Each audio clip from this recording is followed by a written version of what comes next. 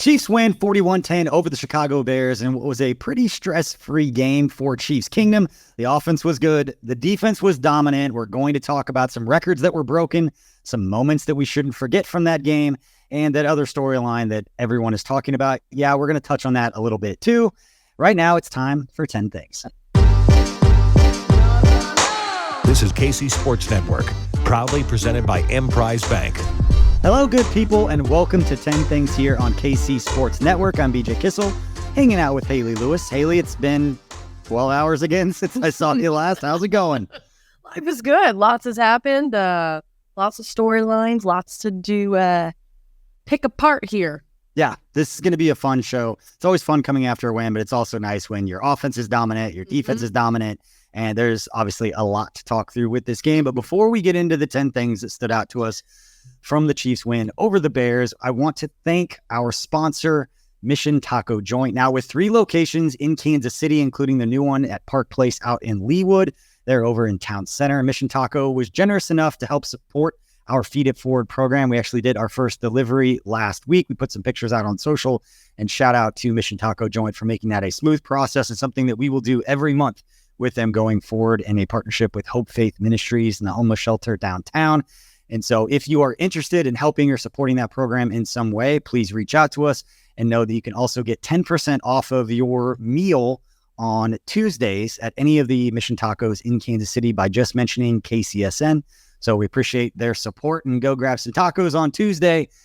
You will not be disappointed with what you get there. And we've got some more news coming out tomorrow. Got to cross some T's and dot some I's before we announce, but be on the lookout for some new news tomorrow regarding our partnership with Mission Taco and Holiday Distillery. Got some fun stuff there. But Hayley, you ready to get into these 10 things? Bourbon, tacos, football. Yep. Bourbon, tacos, football. I guess it's a good time. Before we get into 10 things, we've talked. Oh, I didn't mean to line that up. Okay, that can work perfectly. We got these amazing shirts. Thanks to our friends over They are cute. at Holiday Distillery. For anybody watching on YouTube, I'm sorry if you're just listening to the podcast. You have to get on social, but new shirts. I love bourbon and football. If you're interested in one of these shirts, we'll give a couple of these away. Let us know in the comment section on YouTube, or leave us a review on Apple or Spotify podcasts. We're going to grab a couple that we like. Let us know what your favorite takeaway or your favorite 10 thing, or if we missed one, whatever you think. The most creative, the best one. We will pick a couple of those and send you one of these shirts. Shirts are awesome. They say, I love bourbon and football. If you see a girl walking down the street in a shirt that says, I love bourbon and football, you wife her. You're already wifed, but yeah, to the singles out there. I would go give them a high five or something, because if they're wearing one of our shirts, I'd be very excited. But yeah, that's wife material right there. Love you, Megan. All right. All right, let's get into the 10 things. Let's start with the one that is the most obvious. So it's what everybody's talking about. I've perused some of the Chiefs sites that cover the team, and it's all over everything. Yeah. Talk about the Taylor Swift, Travis Kelce stuff.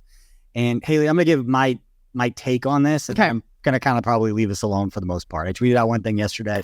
So somebody's from Kansas City who's born and raised here, like, it's really cool and really special that the biggest star on the planet, and I saw some conversations on social media about, like, is there anybody in the world more famous than Taylor Swift? Maybe Beyonce. Maybe. But even like when you compare like ticket sales and all that, it's not, again, like the Beyonce, is it the Beyonce Hive? Is that what it is? Beehive. The Beehive, sorry.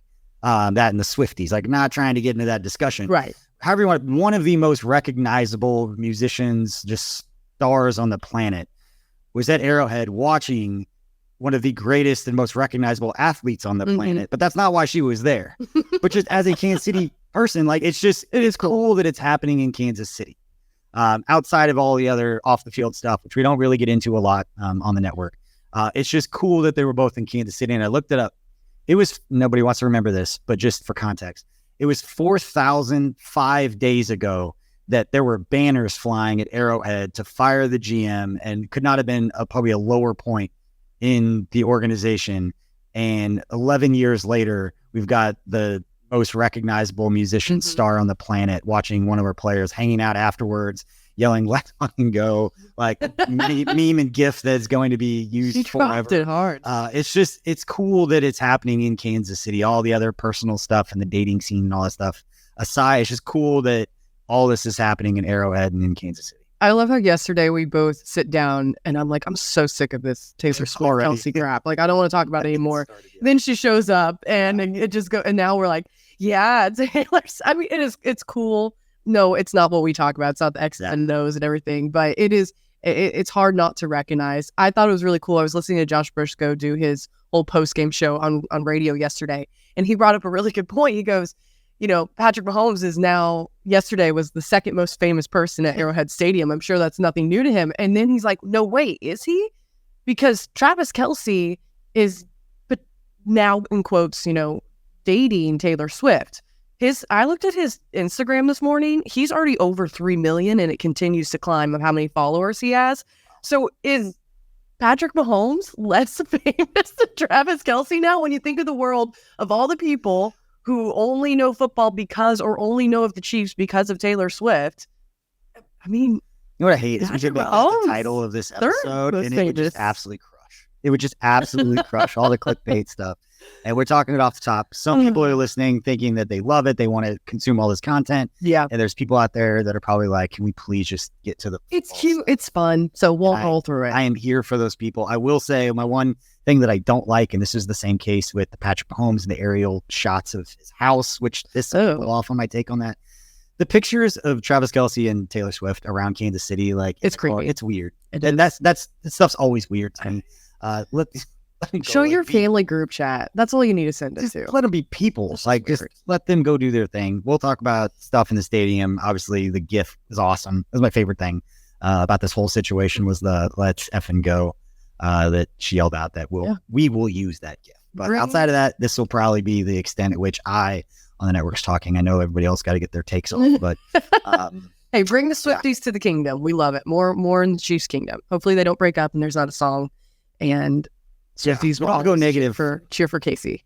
There are other Chiefs sites that will have you up to date on all of the TMZ stuff that you there you go regarding that situation. But that's what we got. I just think it's cool that it's happening in Kansas City. So moving on to number 2. Andy Reid makes history. Haley. Andy Reid notched his 271st combined win with regular season and postseason as an NFL head coach with Sunday's victory over the Bears, and that feat moved him into sole possession of 4th place for most wins in NFL history, breaking a tie with Pro Football Hall of Fame coach Tom Landry with 270 wins. And when you look at the top, I guess we have the top 9 here that are listed, and a lot of this information is courtesy of the Chiefs communications department and the PR staff, is that Marty Schottenheimer, it always jumps out. Now we know Andy Reid's up there. We talk about these a lot. The fact that Marty Schottenheimer's 8th all time. I know. Like, put him in the Hall of Fame. Like, it's time. Like, let's get this thing done. But Andy Reid, 4th all time. You got the greatest tight end in NFL history. Will go down as the most talented quarterback. I don't know if he's going to win more Super Bowls than Tom Brady. Sure. A discussion to have for down the road. He's going to be in that conversation of the greatest quarterback to ever play and one of the greatest coaches to ever live, all in Kansas City at the same time. Yeah.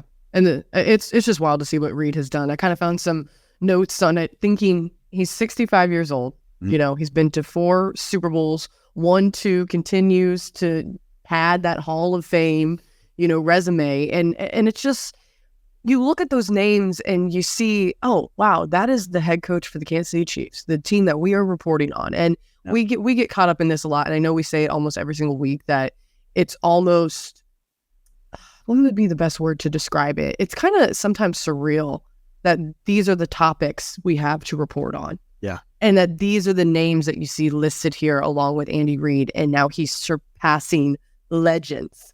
I found out, so he has 249 regular season wins and 22 postseason victories, including last Super Bowl win, right? 1 more win, and that will tie Reid with Landry again for 4 solely in regular season.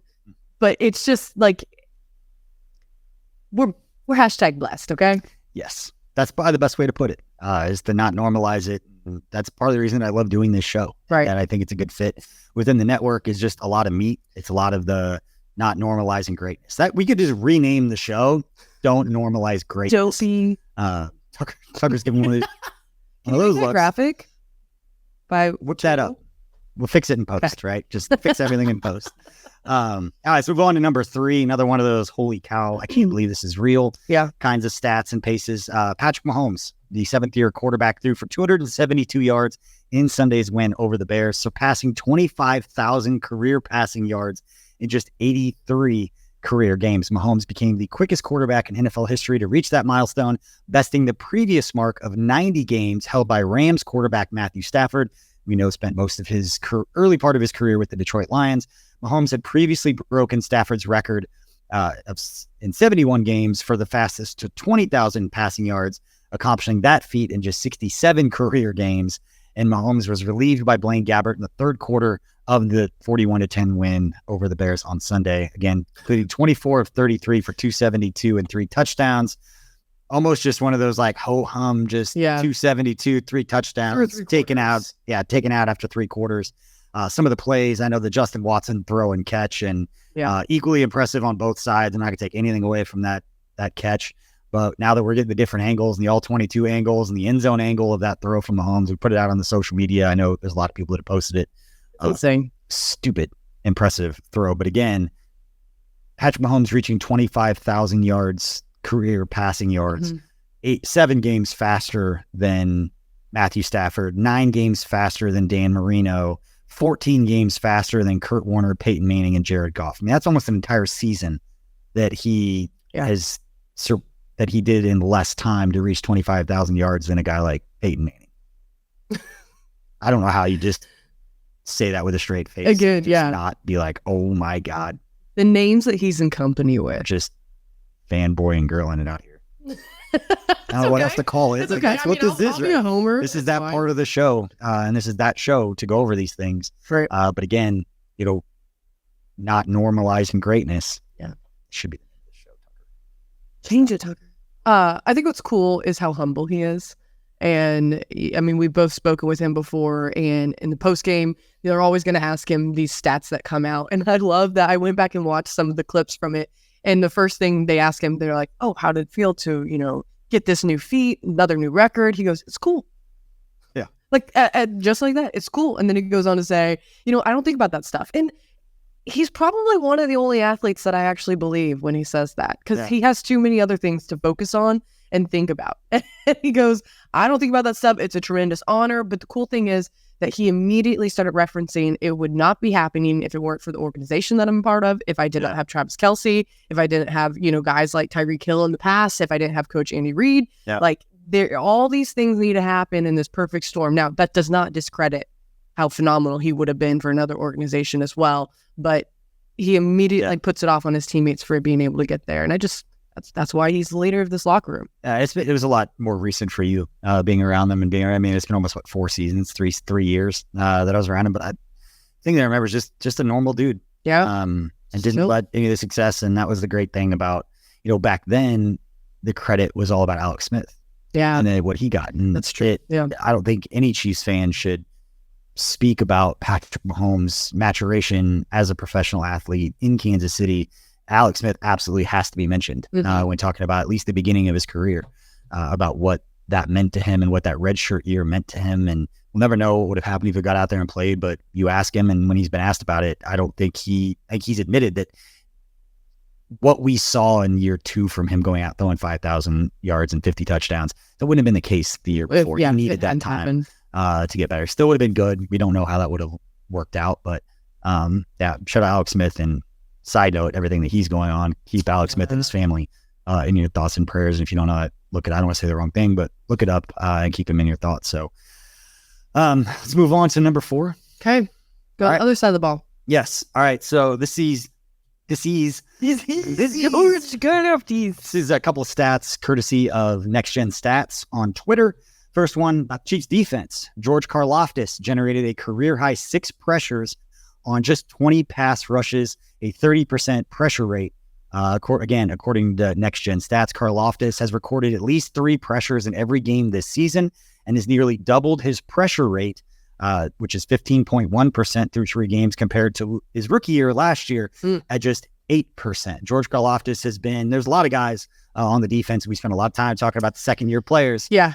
He is definitely one of those guys that stepped up in making plays for his defense. The reason that they're one of the best defenses in the NFL right now. I know. We've been hitting on it a lot, that second-year leap, the sophomore year. And for this guy, we watched him, and I watched him during training camp all last year, working with Frank Clark when he was here and just staying. I mean, Frank Clark even mentioned how annoying it was at points. He was saying it in a kind way, but like also saying, dude, I'm watching you. Okay. I get what you're doing. Like, that's awesome. Let's go over these reps, but also can I take a breather? He was so excited to win every rep. And now we're seeing that translate from his rookie season over to the second year where he's actually able to not just win or not just get the pressure by effort, but now he's actually winning the reps. And that's where we're seeing that little change in that football IQ where it's starting to make that flip. So to see this stat come out, it's as impressive as it is. I'm kind of not shocked by it. Yeah. And hope he only continues this trend. I was one last year that was saying throughout the entire year that George Karlaftis was going to break Derek Thomas's rookie sack record. Really? And yeah, I did. And if he had not, he missed quite a few early in the season, some gimmies. That he would have threatened it towards the end of the year. He had a couple of big games. Then I was going to include playoffs. I started moving the goalposts around a little bit. The rules. But he had a great rookie year. It's great to see him. And it's not even the fact that he was working with Frank, and asking all those questions is great. But it shows you the work ethic and just how he's wired. And you get to see, you take that and extrapolate that to an entire offseason. He's hungry. Yep. He wants to get better. He's not kind of resting on the fact that he's made it to the NFL or he was on a Super Bowl winning team. Obviously, athletically, you were seeing him with the change of direction, the athletic fluidity, all of those things that I don't want to say they were knocks on him. It wasn't his strength. He was more of a strength power guy that was going to get sacks on his third and fourth move, the effort, not quitting on plays. And now you see some of the change of direction. You saw him chase down Justin Fields and catching him by the shoelace, shoelace as the word that I'm looking for. And you could see as Justin Fields got up, he was like, who just got me from behind? It doesn't happen very often, but George Karlaftis is showing some athleticism. Great for him. And it's a great sign for a Chiefs defense that, again, hasn't had Charles Omenihu yet, who on the inside, the things that they're going to be able to do when they get that kind of athlete rushing from the inside, along with obviously with Chris Jones and what he's doing. We're seeing development from Felix Anudike-Uzomah. It's going to be a special thing to watch for what's already considered one of the top defenses in the NFL. So let's move on to the second next-gen stat that they put out, and it's Patrick Mahomes. He completed 18 of 24 passes from inside the tackle box without pressure for 212 yards and 3 touchdowns. Mahomes has faced the lowest pressure rate, 25.4% of his career this season, and has thrown the most touchdowns, 6, without throwing an INT from clean pockets. And Haley, I also saw a stat that there's only 2 teams in the NFL right now that have not had a sack given up that was attributed to the offensive line. It was the Kansas City Chiefs and the Dallas Cowboys. The Dallas Cowboys? Really? Yeah. Their offensive line has been good for a while. I'm trying to think back through the past couple of weeks. Their left tackle pretty much lines up as a fullback. If you watch any screenshots, and that's a different discussion with the Jawan Taylor, and I'm sure we can get into that later. I know Kent has got some takes about Jawan Taylor. So Ken missed the post-game show. We were texting last night. He and his family had a phenomenal game. If you're listening to this, you're going to want to listen to the lap because Kent Rant Swanson is coming out. He came out in a text message between the two of us. It's gonna be a thing. So that's a debacle. But offensive lineman, great. Patrick Mahomes, doesn't really matter if he's clean pocket or not. He's gonna make plays, but it's great when he's not getting hit. On the ankle because the refs. That was so annoying stuff. Outside of that point, this all stems back to what happened in Super Bowl 55. That was the offensive line, Patrick Mahomes running for his entire life. It was horrible to watch. No one wanted to see it. He had no protection. And it was almost as if Brett Veach put his foot down and just said, never again. Yeah. They fixed an entire offseason. Yeah. And since then, the overhauled O-line, and it's just continually gotten better. And we see how much time Mahomes had yesterday.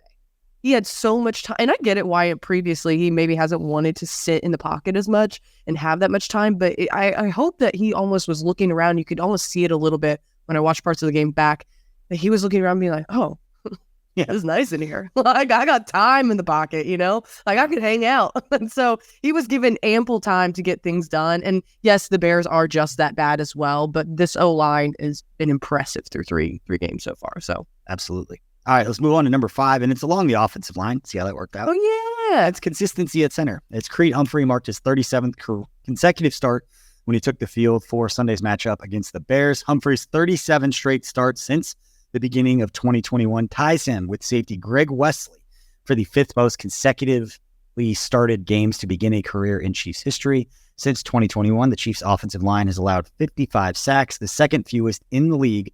The line allowed no sacks in Sunday's game and has only allowed 1 sack through the first 3 games of the 2023 season. Just mentioned that earlier. That sack that they have given up was not attributed to the offensive line, at least according to PFF, the advanced analytics, to go back and find that. But most consecutive games started to begin a career. Tied for 5th right now with 37. Creed is an impressive guy. Doesn't say much at all. I think I've maybe gotten a word or 2 out of him. He loves some Boulevard. He loves him some Jackstep. He just is a good old country boy.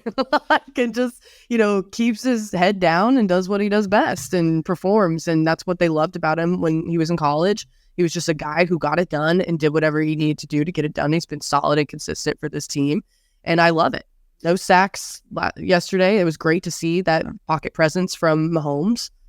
Hopefully it continues. This guy's been a leader for them online. I had a chance this offseason, just a couple months ago, to go down to Dallas to watch the O-Line Masterminds group that Duke Manyweather runs down there at the Star in Dallas. And they get some of the top offensive line, some of the top former Hall of Fame offensive. Will Shields was down there, a number of former Chiefs that were down there. But you have Cooper Beebe from K-State. You have some of the top offensive line in the country. I think there were over 300 offensive linemen that were down there. And you have, Division II offensive linemen all the way up to like the entire freaking Michigan offensive line or something was there. And one of the top offensive lines in the country.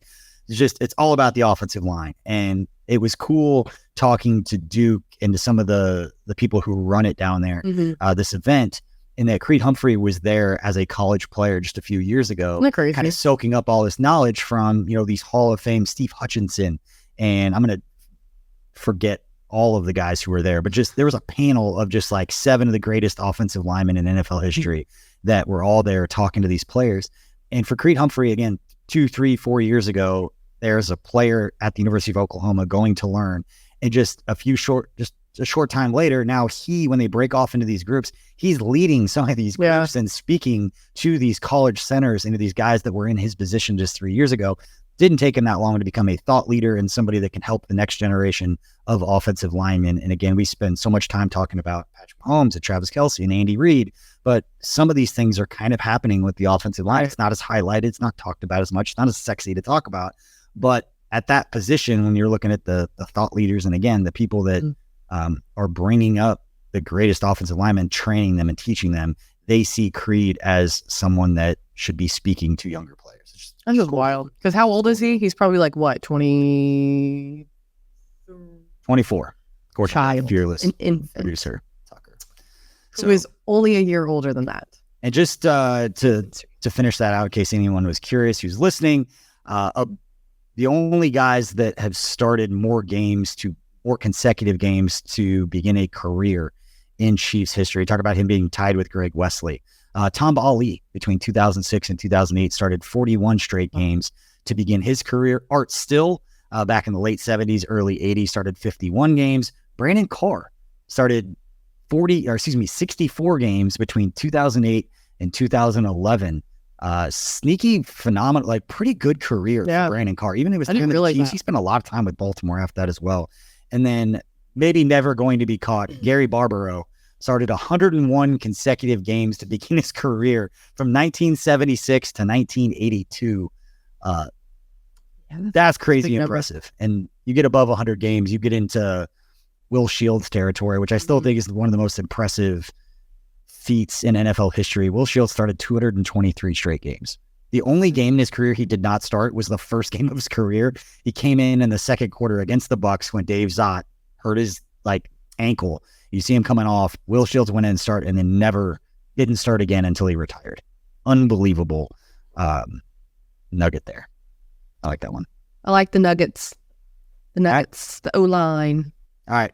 We're going to take a break, and we'll get the next 5 things, the final 5 things that stood out to us when the Chiefs went over the Bears right after this. Thanks for listening to KC Sports Network. Make sure you download our new app. Find it on the App Store or Google Play. Just search KC Sports Network.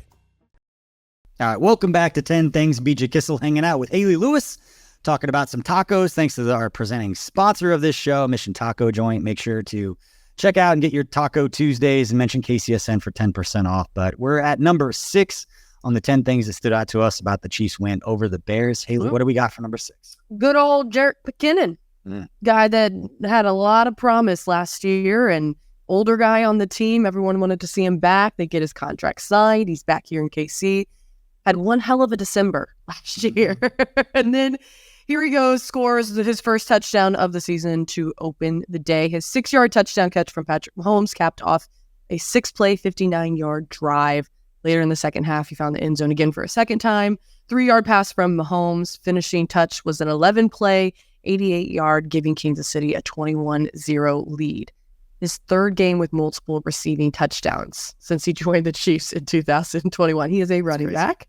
And now he owns 11 receiving touchdowns since joining the Chiefs. That's the 4th most by any running back in history, above Kareem Hunt. Wow. He's coming in 4th all time. So Jamal Charles. Wow. He's got a ways to chase him. Yes. But still, it is interesting. He had 3 years. Jamal was here 9 years. It does change things. That does matter. But, Jerick's still older guy. He's 31. And to be able to do what he's doing on the field, and also he's a guy who, like I mentioned, I know I keep going back last year because we've only had like 3 games to talk about this for sure so far. But he did such an exceptional job when the Chiefs really needed that run presence. And Pacheco coming together, just kind of making that 1-2 punch. It was phenomenal. And then yesterday, to see the two of them also do that again together. Jerick's a guy He's a perfect fit. He is. He's a perfect fit. Runs right in. I think that's the best way to say it. We talked about it on the postgame show that, he had 5 touches in the first 2 games, which is very unlike what we had come to expect from Jerick McKinnon coming into the season. Whereas last year, he averaged 7.5 touches a game over the course of the entire season. So 5 touches within the first 2 weeks. Talk about a Chiefs offense with a lot of young receivers, a lot of people who weren't necessarily super comfortable with what they were going to be asked to do yet. And why they just don't have that experience, and they're going to get it. They're going to get there. We saw with Shee Rice. Things kind of started to click for him. It was nice to see him go out there and get a positive result. But with Jerick McKinnon, it was nice to see him get his hands back on the football. He had 5 touches. I think he was 28 yards with a couple of touchdowns, getting back into the mix. But I was one of the storylines offensively with the Chiefs' struggles through the first 2 games, or relative struggles compared to what we have come to expect from them. It was just a little surprising that Jerick McKinnon wasn't more involved for as many new faces, and especially new receivers that were going to be out there for Patrick Mahomes, that he wasn't utilized more early. But we know, Andy Reid's going to find a way to get football, and the offense was going to be fine. It was just, finding their stride, and they seem to do that with Jerick McKinnon. But let's move on to number 7, another guy who keeps things in stride. Yeah, I've heard of him. Yeah, Travis Kelce. He put up the Chiefs. He put the Chiefs up 41-0 after pulling a 3-yard touchdown pass from Patrick Mahomes in the third quarter of Sunday's win. They got that, went up 41-0 in the third quarter. And Kelce has now scored in 5 consecutive games, including regular and postseason, after he scored in all 3 of the team's 2022 postseason matchups. I think because of who was in attendance, Hayley, I don't think there was any opportunity, especially it's 34-0. Yeah. You know who's there. Everybody know who's there. You know why she's there. The ball was going to go to Kelce. I think they tried to go to him a little bit earlier, and it was just one of those plays where it's like you drop the play, and it's like, we're going to do what's designed, and then you scramble a little bit. I'm going to go to the open spot and throw it to me. I'm going to catch a touchdown. But he's notched a touchdown in each of the other 2 games this season, and he finished the day as the team's leading receiver with 7 catches for 69 yards. With the 1 touchdown. Kelce now has 71 career touchdown receptions to rank 2nd in franchise history, and 74 total touchdowns for his career, ranking as the 3rd most in franchise history. I think we were literally talking about it just last week, how we were reading off Patrick Mahomes' new record, and we rolled right into a Kelce new record. And it was just saying, I think I said something along the lines of, it is wild. As much as we talk about Patrick Mahomes getting a new record, it's like Kelce's getting a new one every single week as well. That's the type of conversation that he's in. It's been impressive to see what he did. And also last week, not having a great week, coming back, fighting through injury, frustration, arguably a very angry Travis Kelce, a very lighthearted, happy Travis Kelce for many reasons. but also, to see him be the Kelce that we all are used to seeing. Yeah. He wasn't wearing his yellow cleats, which was disappointing because that's usually when he has great games, but he did have the yellow gloves. So, yeah. Why do I know that? I don't know. I didn't know that at all. I actually kind of regret saying that because that's a little creepy. Not taking that out, though. Not taking that. Tucker, you can cut that. You leave that stuff in here at KCSN. But anyways, it's just like, it's cool to see that Kelce does what he does best. Yeah. Gets right into it. Yeah, the Bears suck, but I mean, it's cool that he's Chelsea's still Kelce. He's 2 touchdowns shy of tying Tony Gonzalez for the second most in his career in Chiefs history, and 5 shy of tying Tony Gonzalez for the most receiving touchdowns in Chiefs history. It'll be great for a player who sees Kansas City as the reason that he's got the career that he does. Yeah. Being at the top of those lists. Priest Holmes, top. Wow. Not surprising, but that all came in like 2 years. Not surprising, but just incredible to be in the conversation with those names. I just want to know how many touchdowns Jamal Charles would have had. Yeah, well, I can look at it. Jamal Charles had 64 touchdowns in his career. Really want to know how many touchdowns Jamal Charles would have had if he would have ran behind the same offensive line that Priest Holmes did. Conversation for June. That's a June podcast that we can talk about. Not something we need to talk about at the end of September when the Chiefs are going strong. Speaking of strong, moving on to number 8. I'm sorry it took this long, but just it's the way the cookie crumbled. You can leave that in too. I don't know why that came out that way. Defense holds strong. Chiefs defense. I'm sorry that it took. The whole point was I'm sorry it took till 0.8 for us to get to the Chiefs defense as a whole. But Chiefs defense was stout on Sunday, holding the Bears to just 4 of 12 on third down and 1 of 2 on both fourth downs and inside the red zone. We know from a week prior against the Jags, the reason the Chiefs won that game, holding the Jags to 0 for 3 inside the red zone. But the Chiefs quieted the Bears passing game, holding Justin Fields and the Chicago offense to just 87 passing yards and 116 rushing yards for a total of 203 net offensive yards. That defensive stand was good enough for the 5th fewest yards allowed in the Andy Reid tenure in Kansas City since 2013. I'm going to say it one more time. 203 yards given up by the Chiefs defense is the 5th fewest number of yards given up since Andy Reid has been in Kansas City. It's impressive. It's impressive to see what they've been doing. It started all back in 2019 when they overhauled everything, brought in Spagnuolo, and here's what we've continued to see, not only Spags, but the personnel that they brought in. And it's finally starting to really roll together. And we talked about this last night on the postgame show. I don't think we've, through 3 weeks, spoken so highly of the Chiefs defense. It's always the conversation of, it's going to work out. It's all going to be fine. Week 7, week 8, like that's when things are going to get rolling. Don't worry now. Coach Spags always saying, like, I'm not even going to look at stats until then. Don't worry about it. And to see that we're having the conversation so early on is kind of incredible to wonder about what it's going to actually be like week 8 if this is the trend that continues. Because, yes, again, I know there was basically no offensive line for poor little Justin Fields back there. And he couldn't run, he couldn't throw, he couldn't capitalize on any. Poor little Justin. Again, they're infants, okay? I always forget they're so young.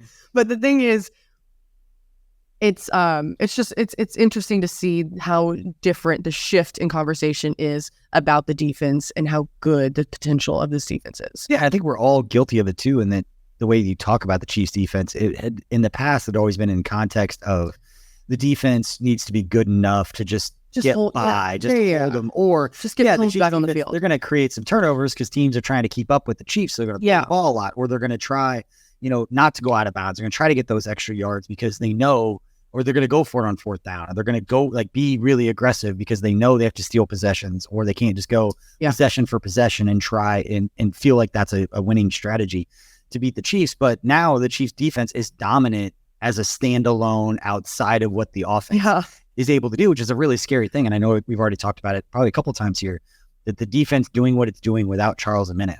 I was as big on Charles Omenihu in that signing. I know I've praised Drew Tranquill in that signing a lot. But the Charles Omenihu changes everything about what the Chiefs can do because of his ability. And I know he's listed as a defensive end.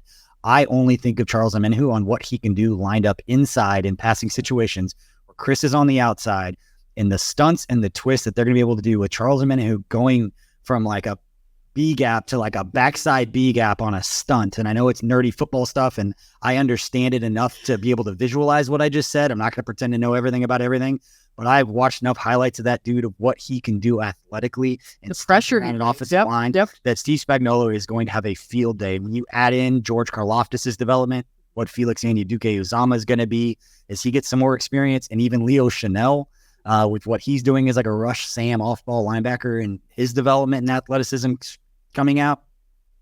It's exciting now, but there's even reason to feel like it's going to get better as soon as that. I think it's a 6-game suspension. Yes, for Charles Omenihu. As soon as he's back out on that field, it could go up another notch. But before, sorry, I'd cut you off real quick. In case anybody's listening is curious, what the other 4 games that fewer yards were allowed by a Chiefs defense under Andy Reid's time in Kansas City.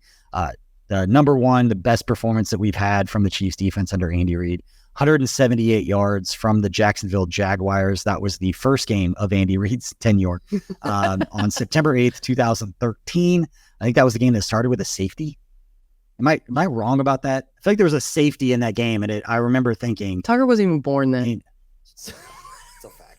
We went over it earlier. I asked how old you were, because that whole point of, Taylor Swift being at the Chiefs game, we have the best athlete of all, most recognizable athlete ever, most recognizable star, both at Arrowhead. It was 4,000 days ago that, banners were flying. Tucker was 14 years old at that time. So wrong. Driver's permit. That game did start with a safety, by the way. On block by safety. That's a really weird way for Andy Reid's first points. It's an offensive genius. Yeah. It's going to be like a trivia question at some point. Like who scored the first points for, Andy Reid's time with the Chiefs? And it's like the defense did. Yeah. It was a Jaguar safety. They did it on the Chiefs. Oh, yeah. Okay. Jaguars had blocked a punt out of the back of the end zone. That's right. I knew it was a safety. Mm-hmm.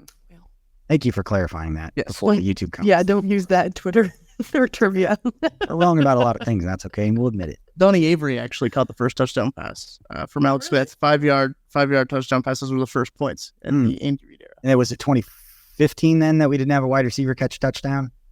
Yes, I believe it was 2015. I think Donnie Avery was going to catch one. He stepped out of bounds, or it was AJ Jenkins. One of them had a touchdown. He stepped out of bounds. Come a long ways. Yeah, let's not go back to that time. Yeah. Okay. And then the second fewest yards, the Los Angeles Rams. That was on November 27th, 2022. Not to be confused with the shootout that had the most yards. It was also against the Rams. Third, St. Louis Rams. That was on October 26th, 2014. Wow. It was 200 yards. And then at San Diego on November 22nd, 2015 with just 201 yards. Allowed by the Chiefs defense. And again, 203 against the Bears in pretty much 3 quarters. And they probably would have, it could have been the best they had ever done if they had left. Yeah, that's what I was about to say. Same thing. But all right. You want to go to number 9 for us? Yeah. Back-to-back takeaways. Yeah. The Chiefs went to work late in the second quarter. Trent McDuffie forcing a fumble. We have talked about so much about Trent McDuffie and his sophomore year. But anyways, linebacker Willie Gay Jr. able to jump on that, recover it. The Chiefs then go on to kick field goal. Harrison Butker coming in clutch per usual. And Mark McDuffie's 3rd career forced fumble, and was the 2nd career fumble recovery for Gay on the next drive. Chicago safety Justin Reid registered a pass deflection. Justin Fields searched for wide receiver Chase Claypool. I'm doing a terrible job reading this, but Mike Edwards able to pick him off. So to be able to see that offseason addition with the second year players coming up big, it's just a perfect little combo of the Chiefs defense yet again, showing that they this is a defense that scores points. Yes, they are. We saw flashes of that in the Super Bowl, making plays, and we've talked about Trent McDuffie, and he's just not blossoming into a solid starter. He's going to blossom into a star in this league. His ability to get his hands on the football, take it away. He's already shown that he can come up and tackle. They're not going to play cornerback for Steve Spagnuolo if you can't come up and make the tackles, but we've seen it. We saw it against the Bears a handful of times where he's coming up, making physical tackles. Justin Reid deflecting the pass from Justin Fields. It was intended for Claypool, and Mike Edwards coming up with the interception. Mike Edwards, another one of those players that those are the kinds of signings with. Again, he spent 4 years, I believe it was 4 years with the Tampa Bay Buccaneers before coming over. it's one of those sneaky good signings from Brett Veach. I think it was a 1 year, $4 million deal. I think it was very similar to what Drew Tranquil got. And we talk about the Patrick Mahomes and the Travis Kelce's and all of those. And I hadn't put this in my head till right now, and I apologize if it's a terrible comparison, but we were talking before about Colorado, Oregon. Yeah. And then Deion is going to get Colorado there. Yeah. At some point. And it's wonderful what he's doing. Yeah. Yeah. And I promise there's a point to this. I'll bring it back around.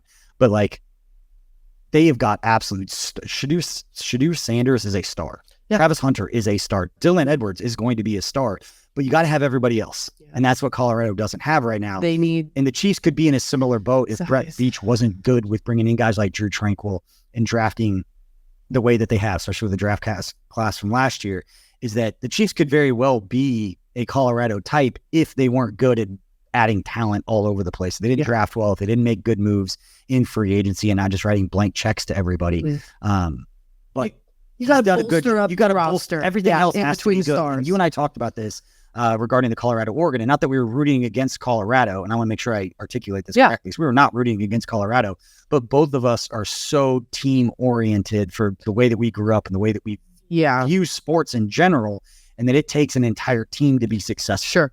And Oregon was about an entire team of players on the same page. In Colorado, they just haven't had time to get there. No, they have absolutely they don't have the personnel yet, but they don't have the entire team set yet. And I like the message that it takes the entire team being on the same page with the players of the same caliber in order for them to get across the finish line. You can't just take 4 stars and then just a bunch of other guys and make it work. That being said, do I think that there are going to be 5 to 10 offensive linemen that are playing for other schools around the country that don't see what's happening in Colorado and say, I'll block for exactly. Sanders, I'll do that for Dylan Edwards, and I'll go block for Travis Hunter. It's like, hell, I'll go. I'm a good offensive lineman on an average or below average Division I team. He is going to get 5 to 10 of those guys. He may get 50 dudes that want to go be a part of it. And Deion Sanders has said that openly. He's like, I know we need size. We need 8 to 10 more big. We need 8 to 10 more. Those 50 to 60 offensive linemen around the country. It makes sense. Transfer portal being what it is, Colorado is going to get there. I'm just saying, when it comes to players like Mike Edwards, don't dissuade how important moves and people like that are on moves like that for Brett Veach and company. He did it again with Drew Tranquil, who I thought played really well in place of, and Matty Lang talked about it on the post-game show. He put it on Twitter, playing in place of Nick Bolton. That Drew Tranquil, again, 1 year, $4 million deal. Yeah. He wasn't going out just writing blank checks to get talent here. They went out and found it, and he is in Mike Edwards, another one of those moves that I followed the train of thought. I got you. I wove it all in there. I followed it from the Colorado to the Oregon back to the Chiefs. And it's a solid point. You do have to, the stars have to have a bolstered up roster in between them for things to play out the way that they do. Yeah. And these players are key to what the Chiefs' success is going to look like. And I think you and I both agree that so much of team success has to do with things that team mentality. They're not quantifiable. The team has to leadership be tight. The team has to get along. They have to root for each other. They have to be able to be accountable to one another. You can't just assimilate a bunch of talent and expect them to go out there and win something important. It takes that next level of stuff, and it's a reason that Andy Reid's as good as he is, and he's had the career that he has, and the people speak about him the way that they do because of the way that he's treated people and the way that he's created that team environment within a professional organization, which isn't the easiest thing in the world to do with as much money and egos and all the stuff flying around. Makes it that much more impressive. I agree with you. I agree with you. What he's got special. Number 10? Yeah. You want to try? I would on another shot. That was mean. I was like, another shot at this? Well, I was reading it and I was kind of like, how much am I going to really read of this? I've gotten used to it. I did this for an entire year. You can watch me skipping around and just kind of reading it, kind of not reading it. Anyways, we're going to talk about the defense a little bit more. Yep. Mike Danna, obviously, second sack or half. Well, wait. Did they credit him with that first sack of the game? I can't remember. Or did they split it up between? Yeah, that's what I thought. But anyways. In a race between Tucker and I. Okay. But according to the notes, I'll just read while you guys race to figure out the actual stats. The second half. One full sack. Okay. Getting down Justin Fields for a loss of 4 yards. That put the Bears back to the Chicago 28-yard line, which forced the Bears to a 3rd and 7, which they did not convert on. Shocker, shocker. He stayed hot, ended with 3 solo tackles, including 1 for loss, QB pressure, and of course the sack that you guys just said. He tied the lead with 2.5 sacks this season so far. This is a guy who gosh, I can't remember what year he's in, but he was drafted in 2020, I want to say. So he's on the same draft class as Snead, I think. And he is having an exceptional year this time, like so far through 3 games. And I don't know if that was because of the gap that, I mean, not playing the exact same position, but the gap that, or maybe the pressure that Jones lost in the first game and that it was allowing him to capitalize. But he was also a guy that we saw during training camp who continued to just stand out on tape and continue to bring not only the pressure, the effort, but it just seems like, and I said this with Karlaftis too, but he's winning on the reps. His football IQ is advancing, and we're seeing the pressure that he's bringing, and he's reading. Like, he's reading these offenses like a book and getting there in time, and it's impressive to see where he's coming. Was I right about with the Snead? Yeah, it was the 2020 draft. Okay. He was the pick 177, and I was just looking at his draft profile, and I think it's interesting because talk about scouting and being right on guys, and it's one thing to be right on first-round picks, where there's a lot of eyeballs on them. There's Sure. more just information on some of those top guys. They've had, people writing about him, media writing about him, people watching him for so long. But Mike Danna had just 17 starts in college between Central Michigan and Michigan combined. Oh, that's right. And so didn't have a ton of about that. experience. So shout out, whether Terry Delp, maybe his area. I know that area scouts sometimes either get credit or not credit, depending upon how a player in their area gets drafted. It's not his area, doesn't mean it was his guy that ended up getting selected. But in this case, he might go ahead and claim it's his guy at this point. What we've seen from him. Jeez. But I'll never forget, and Tucker will probably remember this, when we went to the Combine and Sean Barber had a chance to sit down with his former college coach, Joe Cullen, who is now defensive line coach for the Chiefs. And Sean was talking and asking Joe Cullen about the defensive line room. And Joe Cullen spoke more highly of Mike Danna. And he made some comment almost exactly like, if I give me a room full of Mike Dannas and we'll get to work. And for a player, again, who's 6'2", 260, at least that's what he did coming out. Not the biggest guy in the world, but has absolutely found a role. Mike Danna is the type of player, and what we've seen from him, the type of production that you get, was a reason why you win Super Bowls. Yeah. And I'm not backing down from that statement. You need guys like that to step up and make plays. Not just about your superstars. You need absolutely everybody in order to make that run to beat three or four good teams in the playoffs. We've seen it with Mike Danna. It's great to see the start that he's had. Craig Stout said it on the postgame show last night. First thing he said, pay him now. Pay Mike Danna now. Yeah, let's not He's start. only going to get more expensive. Yeah, he just a guy who has had it's I don't know if it's preparation plus opportunity, the basic coaching statement that has always been thrown out there, but he has come into his own this season, and to see what he's been able to do, the pressure that he's brought, like you said, not the biggest kind of guy, and I don't think that they weren't not big on him in previous seasons, but there wasn't necessarily the need for him to fill. And I think also pairing with the fact that he's finally doing what he does best and seems to be really taking that step up in the defense, it seems like the perfect storm for him this season. So more out of him. Hopefully it continues. More out of the defensive line and more out of this secondary. It's just going to be an exceptional year for the defense. I'm excited for it. We are going to talk about one more thing. We're going to give a bonus point. Okay. A bonus extra one. Don't make me should have mentioned Chris Jones getting his sack. I think we did. Yeah. George Karlaftis, Drew Tranquill got there on the sack. But Justin Watson. Yeah. I want to talk about this play because it is the highlight of all highlights. One of those plays, you saw a line, you're like, oh, that was a crazy good throw. And now that all the different angles are coming out, you're realizing that could be a top 15 throw. It's a top 15 to 20-ish throw for Patrick Mahomes in his career. It's a top 2 or 3 throw for most every other above average quarterback in the NFL right now. Guys who have been in the league for a long time might not ever in their career make a throw like we saw from Patrick Mahomes to Justin Watson. Throw it on the run. There's actually a pretty good rep from Travis Kelce as well. Doing pass block. He's one-on-one in pass pro. It's the reason that Mahomes got off his spot, but the throw, crazy enough as it is, but also the catch. Yeah. I call it a center fielder turn, outfield turn, baseball. Grew up playing baseball, so that's what I'm used to.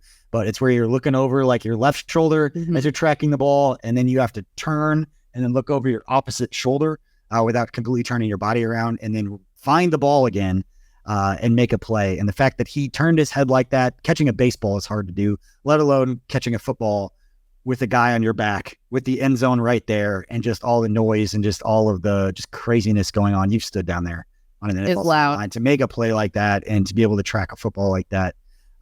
Unbelievable play. And the reason that I wanted to bring up this point, it's not just the highlight that we see, and it's not just the confidence that Chiefs fans have in Justin Watson, who was one of the more, I don't know what the word for it is. Some fans didn't think that Justin Watson was going to make the team because of what Justin Ross was doing. And Justin Watson was one of those guys that some fans had said, why is this guy on the team? Why can he do it? It's not just that he can. BJ, you were right.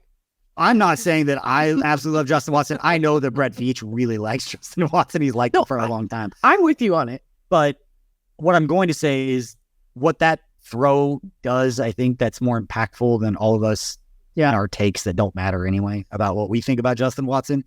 Patrick Mahomes just learned that he can just throw the ball in Justin Watson's general direction and he can make an absolutely unbelievable play to track a football.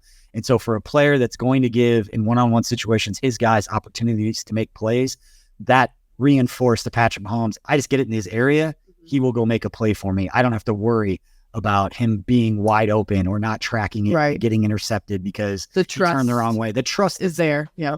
I'm watching it back right now, and from each angle, if you need to watch this, I know that those who are listening and not actually watching the podcast, Kansas City Sports Network tweeted it out, and it's just from every single angle of this catch. Patrick Mahomes is getting thrown to the ground. There's that too. Throughout the entire throw, and just yeets it up there like a dime, and he just perfectly cradles it and catches it, and he's not clean doing so. He's got a man right on him the entire way down, and it's just you see all the Bears on the sideline be like, no, listen, catch, but he had complete control, and it just for all those things to perfectly align, you will never just he's forever going to be underrated, like you guys tweeted. I try to like the 15th time I watched that play, I try to think of it from like a defensive coordinator's point of view. I don't know how you got better. Honestly, you got pressure. I don't know how they would categorize that because Kelce did a pretty good job one-on-one. But he got him off his spot. And so like that's the way that the coaches always talk. It's like pressure, whatever, just move the quarterback off his spot. Bears rush 4. Got him off his spot.